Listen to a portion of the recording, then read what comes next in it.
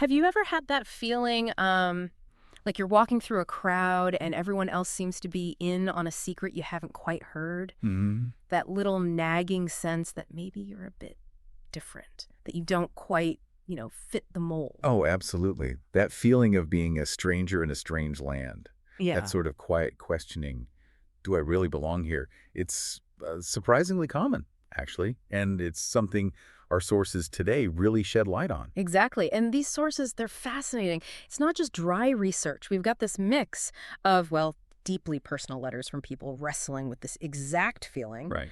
And alongside that, some pretty thought-provoking channeled material. So we're using these to explore this idea of wanderers, Mm. people who, whether they feel some connection to other places or just feel like lifelong outsiders here on Earth, they share this really profound sense of being different and this deep yearning for belonging, something they can't quite name. And what's really powerful, I think, is how putting these sources together weaves that very intimate personal experience with a kind of broader framework. Yeah. It helps understand why someone might feel that way and maybe what it signifies. Yeah, it's the personal meeting, the potentially universal. Exactly.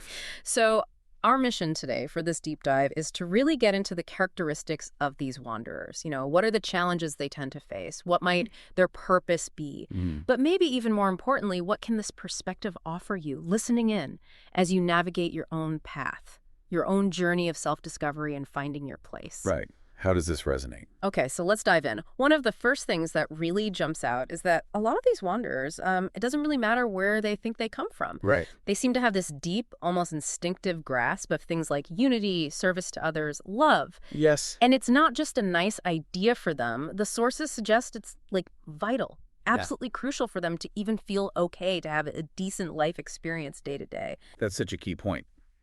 It's presented less as a philosophical choice and more like a fundamental resonance. Mm-hmm. Like imagine being tuned to a specific frequency. Okay. If the world around you is constantly playing a different note, it creates this real internal dissonance.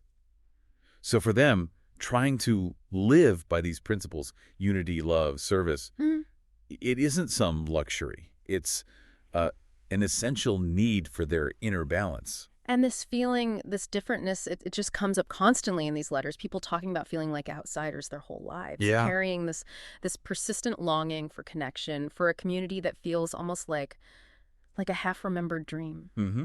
Someone wrote, I have never felt as if I belong, and they mentioned, many of my contemporaries have stated behind my back that I am a strange one, that I am different. I have always felt alone on this planet among the multitudes. Wow. You can feel the weight in that. Totally. And another shared something similar. I always seem to be on the outside or somewhat the stranger to family and friends and others. I have always questioned my being on this planet. It's quite profound. It really is. And what's striking is just how intense and persistent that feeling is. It's Yeah. not just, being a bit shy or socially awkward. Right. It's described as this deep-seated sense of fundamentally not being from here. As one person put it, I have felt like an alien on this planet for as long as I can remember. Yeah. These aren't just one-off comments. It's a theme that echoes through these personal stories.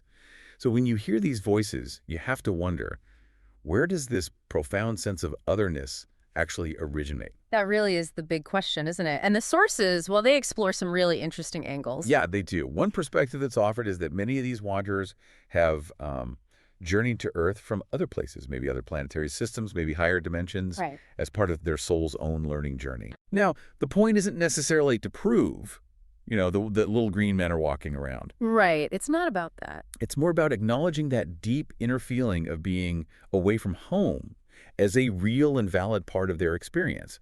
Think of it less like a physical trip and more like a soul memory, maybe. I see. So it's about that internal sense of origin, how it shapes their perception here. Exactly. And what's fascinating is the sources also point out that people who have absolutely no conscious belief in past lives or ETs can still experience this exact same intense feeling of being different. Okay, so it's not just about believing you came from somewhere else. Precisely. Which suggests the feeling itself might be a sign of something else, maybe a spiritual awakening, a dawning awareness of a broader reality Yeah. that isn't necessarily tied to a specific origin story. Like you're suddenly hearing frequency others don't. Kind of, yeah. A sensitivity to something. more. Hmm. And this is where it gets really intriguing. The sources bring up this concept of a harvest, Mm. like a culmination point, Yeah. an end of a cycle for Earth's evolution. And this idea seems to really resonate with that wanderer feeling, that sense of living in a really significant time, like something big is underway. Right. The sources talk about these huge cycles of time. There's mention of a smaller one, around 25,000 years, and a much larger one, closer to 75,000 years. Oh. And the idea presented is that Earth is approaching a major evolutionary turning point. They call it a mandatory major harvest. Okay. So if you're someone already feeling a bit out of sync with the dominant vibes of the planet, Yeah. this concept of a massive transition, a harvest, can feel deeply familiar. It matches that inner sense that things are shifting, that this isn't just another ordinary lifetime. That makes sense. And this feeling of being out of sync, this separation, the sources are quite specific about it, aren't they? Yes, very. It's described as deep and persistent for wanderers, but interestingly, it's usually not a feeling of being cut off from nature. Ugh. It's more a separation from other people. And often it starts right there in their own birth families. Right. You mentioned that earlier, like feeling like the odd one out, even at home. Exactly. That early experience seems really common. One letter writer shared, I have had many experiences that I've only now begun to realize were different, except for the fact that the other kids thought me different and my family wished me swept under the rug. Oof. That's harsh. It is. And that sense of not quite belonging, even in that most fundamental human unit, can really set the stage for a lifelong feeling of being out of step. And this separation, this feeling of being on the outside looking in, it can actually lead to certain, well, adaptations. Yeah, that's what the sources suggest. Wanderers might develop this heightened empathy, almost as a way to try and understand or navigate a world they feel disconnected from. Like a survival skill. Kind of. But the flip side is that this sensitivity can become really overwhelming. It can lead to needing a lot of solitude, a real struggle to manage all that incoming emotional energy from others. So it's a double-edged sword. It seems so. That sensitivity, being able to feel what others feel, could be a bridge for connection. But if it's too much, it leads to withdrawal for self-protection. Mm. However, the sources also frame this within the bigger picture, and the larger purpose of why we're all here on Earth in the first place. Well, fundamentally, it's about learning the lessons of love.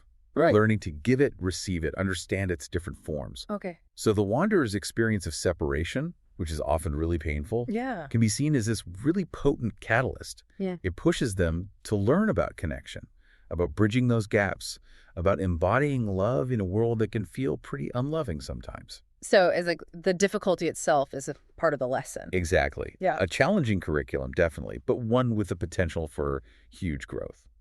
Okay, so these wanderers are navigating the world, feeling separate, maybe highly empathic, and the sources talk about this veil of forgetting in our reality, this third density. What's the idea there? Right. The veil.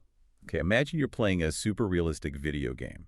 So immersive, you almost forget it's not your actual life. The veil of forgetting is kind of like that for our souls coming into this physical third density experience. It's like a deliberate obscuring of our bigger cosmic picture, our connection to our higher selves. Why? Why obscure it? The idea is it makes the learning here more intense, more genuine. Yeah. It forces us to figure things out based on our immediate experiences, our choices here, without having all the answers from remembering everything. You know? Okay, so it ramps up the learning curve. Pretty much. Yeah. But it's not like a total blackout curtain. The sources say it's semi-permeable. Ah, okay, so you can get glimpses through. Exactly. Think of it like a thin veil. You Yeah. can't always see clearly, but sometimes, maybe through dreams, intuition, moments of deep insight, you get these little flashes of what's beyond. Uh-huh. Those little cracks in the veil can give you that sense that there's more going on, more to reality than just what we see and touch. And within this veiled reality, we bump into catalyst. Challenges, experiences. These aren't just random events, according to the sources. Not at all. Catalyst is seen as the fuel for our growth, the friction that helps us evolve. Like resistance training for the soul. That's a great way to put it, yeah. Yeah. The challenges we face, they push us. They force us to clarify what we value, how we want to respond. Are we going to lean towards compassion, towards service, or more towards self-interest, isolation? Yeah, and we can try to avoid it, but... Well, we have free will, so we can certainly try to sidestep difficult situations. Yeah. But the sources suggest that the underlying themes, the lessons we need to learn, will likely just keep reappearing in different forms until we actually engage with them. Okay, you can run, but you can't hide, basically. Something like that, yeah. Until the lesson is learned. The discussion also gets into our desires. It seems like understanding what we really want is pretty important here. Absolutely crucial. Offer what we think we want on the surface, more money, a different job, the perfect relationship. Yeah, the usual suspects. Yeah. Right. That might actually be masking a much deeper yearning, maybe for inner peace or genuine connection or a real sense of purpose. So the sources really encourage digging deeper, asking yourself, okay, beneath all these surface desires, what is the true object I'm seeking? Yeah. Because if we're chasing the wrong thing, We'll never feel satisfied. exactly, you Yeah. could achieve those surface goals and still feel empty or frustrated because the underlying need wasn't met. That makes a lot of sense. And that leads into this concept of healing of the incarnation. That sounds significant. It really is. It's presented as pretty central to our work here in third density consciousness. Imagine carrying, like, a backpack Okay. filled with all the hurts, the disappointments, the unresolved stuff from this life, maybe even echoes from other experiences. Right, emotional baggage. Pretty much. Healing of the incarnation is about consciously unpacking that backpack, acknowledging those burdens, forgiving ourselves, forgiving others, releasing their grip on us. Why is that so important? It's about clearing the inner space so that our true essence, what the sources call our pure light and love, can actually shine through more freely without being distorted by all that old stuff. Okay, clearing the channel, so to speak. That's a good way to think about it, yeah. Now, shifting gears a bit to the energetic side. The sources mention energy centers, chakras, specifically the red ray and the green ray, the heart center. Why are these highlighted for wanderers? Good question.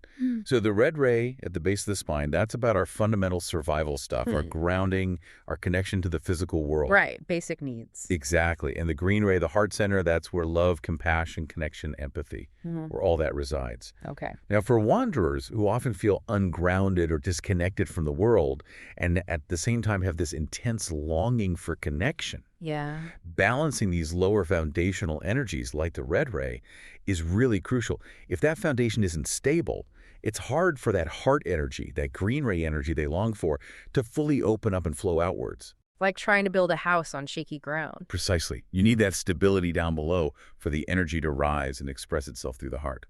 And all of this, I assume, ties back to that core idea that we are all one. Absolutely.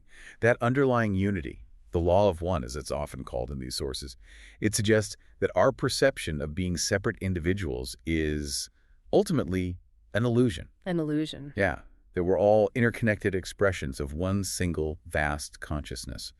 Understanding this, even just intellectually at first, can start to dissolve that feeling of isolation. It's a reminder that even in our differentness, we're fundamentally part of the same whole. But actually living with that understanding, holding on to that faith and unity, especially behind this veil of forgetting, that must be incredibly challenging day to day. Oh, it's acknowledged as a huge undertaking, a real act of faith. The sources even use this evocative phrase they describe Earth as a distillery of souls. Yeah, meaning this intense, veiled experience with all its challenges and its potential for love helps to refine ourselves, to evolve, to sort of distill our essence. So choosing to live with faith, choosing to act with love and compassion, even when everything around you seems to scream separation. Yeah. That's presented as a really powerful, transformative choice. The essence of the work here. Okay, now let's shift the focus slightly. It's not just about the wanderer's personal struggle or journey. The sources talk a lot about this innate desire they have to be of service. Yes, that's huge. It's not just about finding their own peace. There's this deep-seated yearning to contribute something positive, to help somehow to raise the vibration of the planet. How do they do that? Well, this is where this really beautiful concept comes in called the ministry of being. Ministry of being. Yeah, the idea is that the wanderer's primary mission isn't necessarily about, performing big heroic deeds or starting huge movements, Yeah. but simply about being their truest, most authentic self, Yeah. radiating love and light just through their presence, their essence, that inherent vibration they carry, that energy. That itself is seen as a profound form of service. Wow. That's actually really comforting, the idea that just by being genuinely yourself, you're contributing something positive. Isn't it? And the sources also touch on this idea of a critical mass, of awakened individuals. What's that about? The thought is that even with all the chaos and negativity we might perceive in the world, Yeah. the growing number of people who are awakening to these principles of unity, love, service, Hmm. their combined energy is having a real positive impact on the overall planetary consciousness. Like a tipping point. Exactly. As more and more individuals start vibrating at that higher frequency, it can help uplift the whole collective. And the sources even offer reassurance that even that basic feeling of alienation a wanderer might carry can still hold a spark of that light, contributing in its own way. So even feeling like an outsider isn't necessarily a negative contribution. Apparently not, energetically speaking. And that ability to radiate light, to have that positive impact, seems deeply connected to having an open heart. Which you mentioned comes from healing. Right. It becomes possible or easier when we start letting go of our attachments to disharmony, to negativity, to those old wounds. Hmm. It's this really neat reciprocal thing, working on our own inner healing, opening our own hearts, that directly contributes to the healing of the planet. Our inner world affects the outer world. Directly. By tending to our own hearts, choosing forgiveness, choosing compassion, we're not just helping ourselves, we're actively participating in creating a more harmonious world.